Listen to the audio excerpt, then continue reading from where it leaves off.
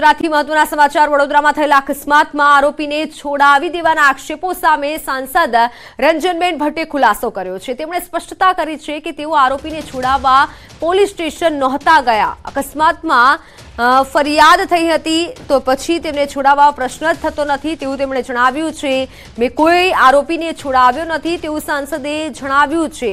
હું કુશને છોડાવવા નહોતી ગઈ તેવું રંજનબેને જણાવ્યું છે। ઘાયલ વિદ્યાર્થીઓએ ફરિયાદ નથી કરી તેવું પણ તેઓના નિવેદનમાં જણાવ્યું છે। વડોદરાની આ ઘટના કે જ્યાં આરોપીને છોડાવી દેવાના આક્ષેપો થઈ રહ્યા હતા।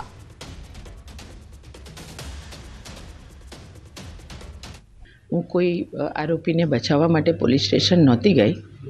સ્વાભાવિક છે જે કુશ છે એના પેરેન્ટ્સનો મને ફોન આવ્યો અને હું પોલીસ સ્ટેશન ગઈ। હું સીધી એરપોર્ટથી પોલીસ સ્ટેશન ગઈ હતી, પણ સમગ્ર ઘટના મેં જાણી કે કુશ કરતાં પણ વધારે સામે જે વિદ્યાર્થી મિત્રોને વાગ્યું છે એ લોકોએ પણ ગુનો ઉલ્લંઘન નિયમોનું કરેલું હતું અને કુશના પેરેન્ટ્સ પણ કે સોસાયટીના લોકો પણ સામેવાળા વિદ્યાર્થી મિત્રો પર પણ કંઈ એફઆઈઆર ન થાય એટલે બંનેને સમજાવવા માટે ગઈ હતી। કુશની ઉપર તો એફઆઈઆર થઈ ગયેલી હતી એટલે એને બચાવવાનો તો કોઈ વિષય નહોતો, પણ ચોક્કસ કુશની બહેનના લગ્ન હતા અને કન્યાદાન કરવાનું હતું એટલે જે એફઆઈઆર થઈ છે એમાં પોલીસ પોતાની પ્રોસિજર પ્રમાણે પ્રોસિજર કરી અને કુશ માટેની કાર્યવાહી કરીને એને આ લગ્નમાં મોકલે, કન્યાદાન કરીને પાછો આવે।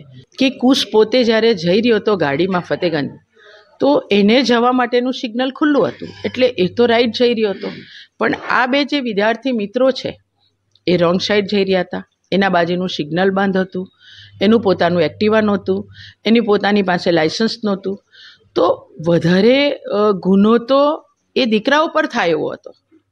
એટલે સોસાયટીના લોકો પણ આ વિદ્યાર્થી મિત્રો પર ગુનો ન કરે, એફઆઈઆર ન કરે, સમજાવટથી બંને બાજુ કામ થાય કેમ કે એ દીકરાઓને વાગ્યું હતું। એટલે મારો ભાવ તો સાંસદનો ભાવ નહોતો, એક માનો ભાવ હતો। સ્વાભાવિક છે પોલીસે પોતાની જે કંઈ પ્રોસિજર કરવાની હોય એ પ્રોસિજર સાથે જ એને છોડ્યો છે। હું જોડે લઈને નીકળી નથી।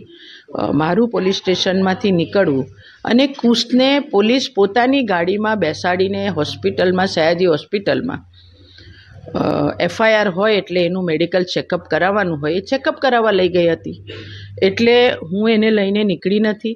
મેં પોલીસ પર એવું દબાણ પણ નથી કર્યું કે તમે કુશને છોડી દો।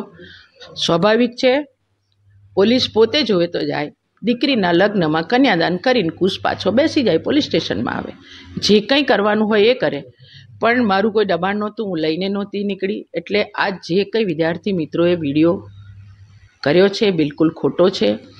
ઉલટા એ લોકો પોતે પોલીસ સ્ટેશનમાં જઈને વિડીયો ઉતારતા હતા, આ બધું કરતા હતા, એટલે એ લોકોને જે કંઈ એ કરી રહ્યા હતા બાળક બુદ્ધિમાં। સિગ્નલ સ્ટોપમાં આ ભાઈ પાછળથી રમાઈને આવતા હતા, લગભગ 70-80 ની સ્પીડ હશે।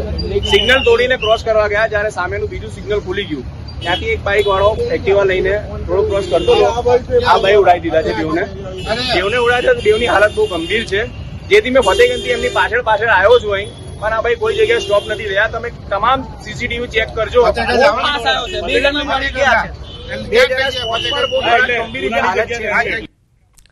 તો વડોદરામાં હિટ એન્ડ રનની ઘટનામાં આરોપીને છોડાવવાના આક્ષેપો પર સાંસદની સ્પષ્ટતા બાદ અકસ્માતને અંજામ આપનાર કુશ પટેલે પણ નિવેદન આપ્યું છે। તેના મતે અકસ્માત સમયે તેમનું સિગ્નલ ગ્રીન હતું અને સામેથી રોંગ સાઈડથી વિદ્યાર્થીઓ અથડાયા હતા।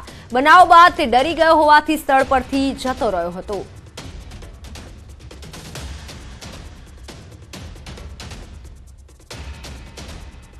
ગ્રીન સિગ્નલ હતું અમારું, અમે લોકો નીકળતા હતા અને એ લોકો સામેની સાઈડથી રોંગ સાઈડ આવ્યા હતા। બે સ્ટુડન્ટ હતા એક્ટિવા લઈને, તેઓ પાસે તેમનું લાયસન્સ બી નહોતું અને એક્ટિવા બી બીજાના નામે હતી અને તેઓ ગાડીમાં આવીને ભટકાણા। હું બી ગયો, એકદમ જ થયું એટલે અકસ્માત હતું એટલે, અને મને કંઈ સૂઝ્યું ના એટલે હું ત્યાં ઊભો ના રહ્યો। મારી એક ભૂલ હતી આ કે હું ત્યાં ઊભો ના રહ્યો।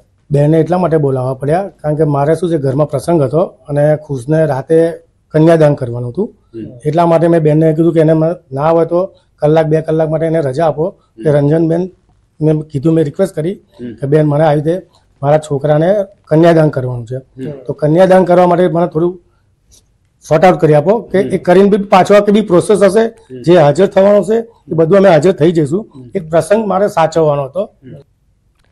મોરબીના ઘૂંટુ ગામે નર્મદા કેનાલમાં કેમિકલ વેસ્ટ ફેંકવા આવેલ ટેન્કર ઝડપાવાનો મામલો, જેમાં ગ્રામજનોએ મોડી રાત્રે જનતા રેડ કરી કેમિકલયુક્ત ટેન્કર કેનાલમાં ખાલી કરાય તે પહેલા ઝડપી પડાયું. કેમિકલ ભરેલ ટેન્કર ધારાસભ્યના શાળાનું હોવાનું ટેન્કર ચાલક રટણ કરતો જોવા મળ્યો. ગ્રામજનોએ ટેન્કર ચાલકને પકડવા માટે ટેન્કર કેમિકલથી ભરેલું હોવાનું જાણવા મળ્યું હતું. આ સમગ્ર મામલાને લઈને ગ્રામજનોમાં ભારોભાર રોષ છે.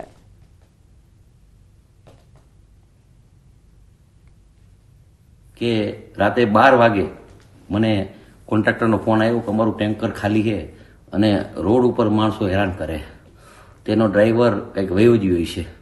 તો 12 વાગે કોન્ટ્રાક્ટરને મેં હેલ્પ કરી, જાણ્યું શું છે, પ્રદૂષણવાળાને મોકલા, પોલીસને મોકલા. ટેન્કર ખરેખર ખાલી હતું તો કોન્ટ્રાક્ટરને હેલ્પ કરીને એનું ટેન્કર આપણે પાછું દેવડાવ્યું. એટલે મારી વિનંતી છે, કામ સારું કરો તો અમારો સહયોગ છે, કામ સારા થવા જોઈએ. ફરી ત્યાંથી આવ્યો ને, અને અહીંયા તને ખાલી કરવાનું કોને કીધું? મુકેશભાઈ ભરવાડ. ક્યાં ના હે? માથક ના. એને જગ્યા બતાવવા આવી હતી તને? હે? અને ટાંકો કોનો હે? ભરતભાઈ કોણ? કાંતિલાલ અમૃતિયાના શાળા, એમનો ટાંકો હે. તો લોકસભાની ચૂંટણી પહેલા અમદાવાદ કોંગ્રેસમાં બદલાવ જોવા મળ્યો છે. અમદાવાદ શહેર કોંગ્રેસ સંગઠનનું માળખું વિખેરાયું છે.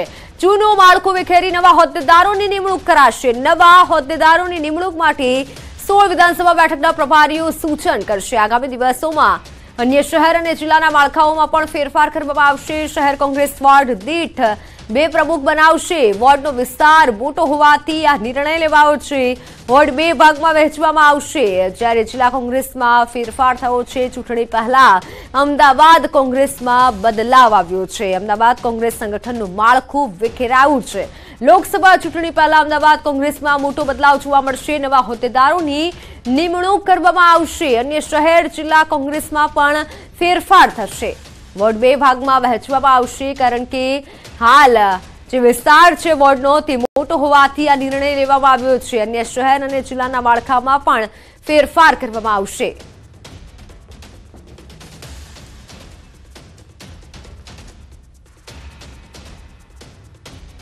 આજે અમદાવાદ શહેર કોંગ્રેસ સમિતિનું જે માળખું છે એ માળખાનું વિસર્જન કરવામાં આવે છે. એટલે નવા માળખાની ચર્ચા વિચારણા કરીને અમારા વિધાનસભાના જે પણ પ્રભારીઓ છે એ વોર્ડ વાઇઝ, વિધાનસભા વાઇઝ આગેવાનોને મળશે અને ત્યાંથી જે નામો બધા વોર્ડ પ્રમુખોના નામ આવશે, શહેર સમિતિના હોદ્દેદારોનું નામ આવશે. સુરતના બારડોલીમાં એનઆરઆઈને ઓર્ગેનિક ખેતીમાં કમાણીની લાલચ આપી 32 લાખ પડાવનાર પિતા પુત્રની ધરપકડ કરાઈ છે. આરોપીઓ પોતાની જમીનમાં ઓર્ગેનિક ખેતી કરી આવક મેળવતા હોવાનું કહી તેમના એનઆરઆઈ સંબંધીને વિશ્વાસમાં લીધા હતા. ઓર્ગેનિક ખેતી માટે તેમણે 46 લાખ પડાવ્યા હતા, જે પૈકી 32 લાખનો હિસાબ ન અપાતા ફરિયાદીને શંકા ગઈ હતી. ત્યારે આ સમગ્ર મામલે ફરિયાદ નોંધાતા પોલીસે પૈસા પડાવનાર પિતા પુત્રની ધરપકડ કરી છે.